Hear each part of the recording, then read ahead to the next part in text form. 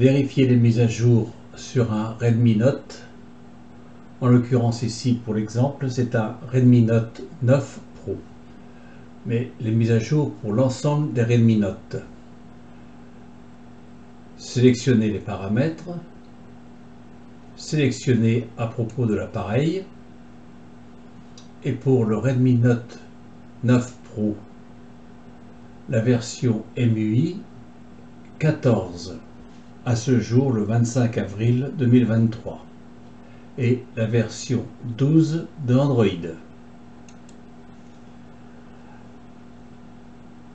Pour avoir les mises à jour bien avant les autres sur les Redmi Note, je modifie dans les paramètres supplémentaires la région.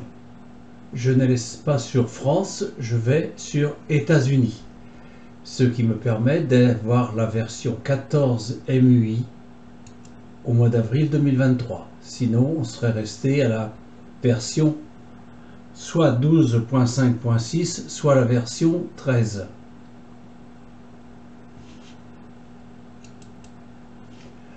Pour la gestion des écrans d'accueil, sélectionnez Écran d'accueil.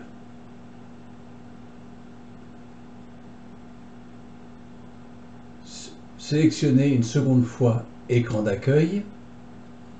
Et avec la version 14, vous avez trois possibilités.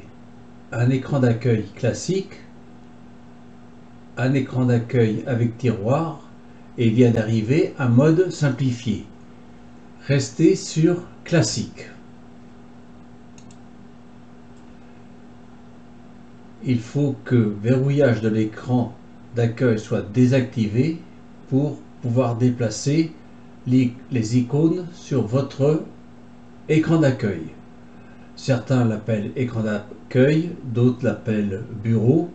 Sur les Redmi Note, c'est écran d'accueil, mais vous l'appelez bien comme vous voulez.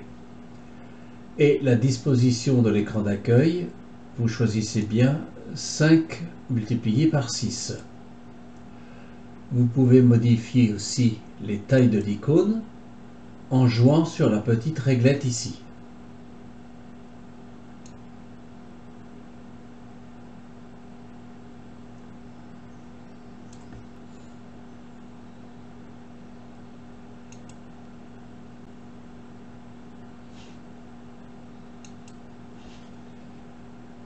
Cochez aussi remplir les cellules des applications désinstallées.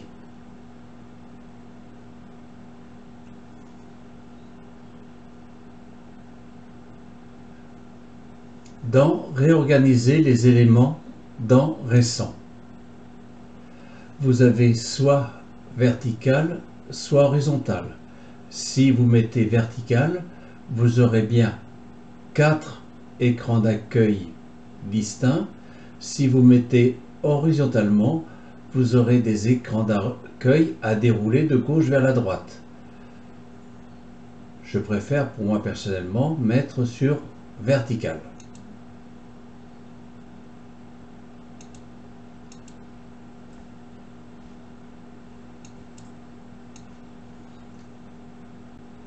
Si vous voulez rassembler toutes les icônes des mêmes applications, on va prendre l'exemple ici, nous allons créer un dossier spécial dans lequel nous allons mettre toutes les icônes concernant le fournisseur d'accès Free.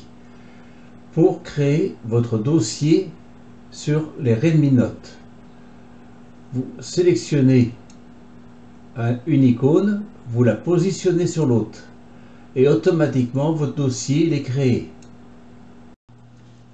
Après avoir glissé toutes les icônes dans le dossier créé, vous pouvez donner un nom explicite à votre dossier.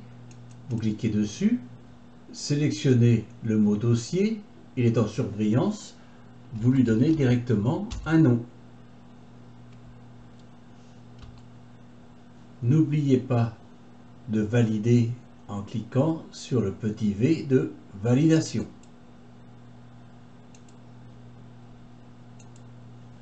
Vous voyez, toutes les icônes concernant les mêmes applications sont dans un dossier.